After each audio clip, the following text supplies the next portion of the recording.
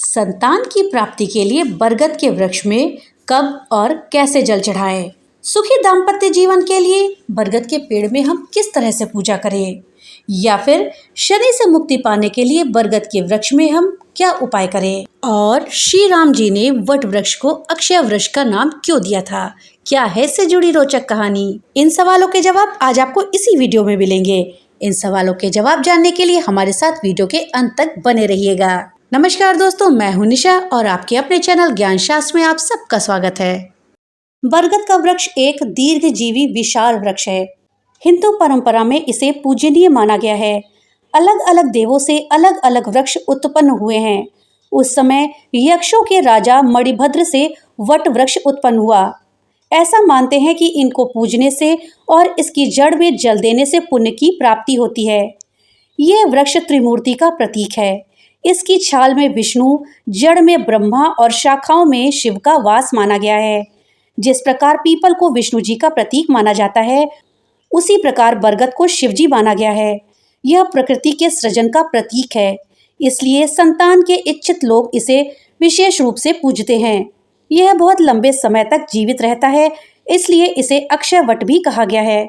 इसकी छाया सीधे मन पर असर डालती है और मन को शांत बनाए रखती है। अकाल में भी यह वृक्ष हरा भरा रहता है, इसलिए इस समय पशुओं को इसके पत्ते और लोगों को इसके फल पर निर्वाह करना सरल हो जाता है। अर्थात अकाल का समय जब सारे पेड़ पौधे सूख जाते हैं, किसी में एक पत्ता तक नहीं रह जाता, लेकिन यह बरगद का वृक्ष तब भी हरा भरा रहता है। इसकी डालियों और से दूध निकलता है, जिसका तांत्रिक प्रयोग किया जाता है। इसकी छाल और पत्तों से औषधियां बनती हैं।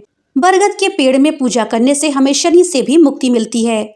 इसके लिए वट वृक्ष की जड़ में भगवान शिव का ध्यान करते हुए रोज जल अर्पित करें। हर शनिवार को इस वृक्ष के तने में काला सूत 3 बार लपेटें। बरगद के पेड़ में दीपक जलाएं और वृक्ष से कृपा की प्रार्थना करें। इसके बाद वहीं वट वृक्ष के नीचे बैठकर शनि मंत्र का जाप भी करें। ये प्रयोग करने वाले को कभी भी कोई दूसरा ग्रह पीड़ा नहीं देता है, चाहे वो शनि हो और या फिर राहु। दोस्तों, अगर आपको संतान प्राप्ति का आशीर्वाद चाहिए, आपके संतान नहीं है, तो उसके लिए आपको बरगद के पेड़ में उपासना करनी चाहिए। इसके लिए आपको जहाँ तक संभव हो सके बरगद के वृक्ष लगाने चाहिए या फिर लगवाने चाहिए। इसके साथ ही हर सोमवार को बरगद की जड़ में जल चढ़ाएं। इसके बाद उसके नीचे बैठकर ओम नमः शिवाय का कम से कम 11 माला जाप करें। ऐसा करने से आपकी संतान उत्पत्ति की अभिलाषा शीघ्र से शीघ्र पूरी होगी। दोस्तों, अगर आप अपने दाम्पत्य जीवन को उत्तम बनाना चाहते हैं, तो उसके लिए पीला सूत, फूल और जल लेकर प्रातः काल वट वृक्ष के निकट जाएं। इसके बाद पहले वट वृक्ष के नीचे घी का दीपक जलाएं, फिर वट वृक्ष की जड़ में जल डालें और फूल चढ़ाएं। वट वृक्ष की 9 बार परिक्रमा करें और पीली सूत उसके तने में लपेटते जाएं और साथ ही सुखद दाम्पत्य जीवन की प्रार्थना करें। दोस्तों, वट वृक्ष की श्री रामचंद्र जी से जुड़ी एक रोचक कथा है। उस कथा के अनुसार प्रयाग के दक्षिण तट पर झूसी नामक स्थान है, जिसका प्राचीन नाम पुरुरवा था। कालांतर में इसका नाम उल्टा प्रदेश पड़ गया, फिर बिगड़ते बिगड़ते झूसी हो गया। उल्टा प्रदेश पड़ने का कारण यह है कि यहाँ शाप के चलते सब कुछ उल्टा पुल्टा था। यहाँ के महल की छत नीचे बनी है, जो आज भी है। इसकी खिड़कियां ऊपर तथा रोशनदान नीचे बने हैं, यानी कि सब कुछ उल्टा पुल्टा। मान्यता के अनुसार उल्टा प्रदेश इसीलिए इसका नाम पड़ा, क्योंकि यहाँ भगवान शिव अपनी पत्नी पार्वती के साथ एकांतवास करते थे तथा यहाँ के लिए यह शाप था कि जो भी व्यक्ति इस जंगल में प्रवेश करेगा वो औरत बन जाएगा, मतलब उल्टा होगा। त्रेता युग में श्री राम को जब अपनी माता कैकेयी के शाप से वनवास हुआ, तो उनके कुल पुरुष भगवान सूर्य बड़े ही दुखी हुए। उन्होंने हनुमान जी को आदेश दिया कि वनवास के दौरान राम को होने वाली कठिनाइयों में सहायता करोगे। चूंकि हनुमान ने भगवान सूर्य से ही शिक्षा दीक्षा ग्रहण की थी, अतः अपने गुरुदेव का आदेश मानकर वो प्रयाग में संगम के तट पर आकर उनका इंतजार करने लगे। कारण यह था कि वह किसी स्त्री को लांग नहीं सकते थे। गंगा, यमुना एवं सरस्वती तीनों नदियां स्त्री ही थीं, इसलिए उनको ना लांघते हुए वो संगम के परम पावन तट पर भगवान श्री राम की प्रतीक्षा करने लगे। जब भगवान राम अयोध्या से चले तो उनको इस झूसी या उल्टा प्रदेश से होकर ही गुजरना पड़ता, लेकिन प्रचलित मान्यता के अनुसार शिव के शाप के कारण उन्हें स्त्री बनना पड़ता, इसलिए उन्होंने रास्ता ही बदल दिया। एक और भी कारण भगवान राम के रास्ता बदलने का ये था कि यदि वो सीधे गंगा को पार करते तो यहाँ पर प्रतीक्षा करते हुए हनुमान सीधे उनको लेकर दंडकारण्य उड़ जाते और बीच रास्ते में ही अहिल्या उद्धार, शबरी उद्धार और ताड़का संहार आदि कार्य छूट जाते। यही सोचकर भगवान श्री राम ने रास्ता बदलते हुए श्रृंगवेरपुर से गंगा जी को पार किया। चूंकि भगवान श्री राम के लिए शर्त थी कि वो वनवास के दौरान किसी गांव में प्रवेश नहीं करेंगे, तो उन्होंने इस शर्त को भी पूरा कर दिया। इस बात को प्रयागराज में तपस्यारत महर्षि भारद्वाज भली भांति जानते थे।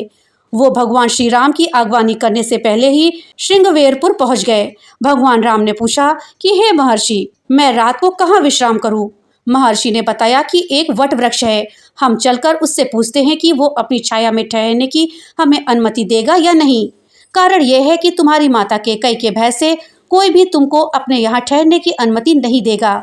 सबको ये भय है कि अगर वो तुमको ठहरा लिया तो कैकेयी को पता चल जाएगा और वो राजा दशरथ से कहकर दंड दिलवा देंगी। इस प्रकार भगवान राम को लेकर महर्षि भारद्वाज उस वट वृक्ष के पास पहुंचे।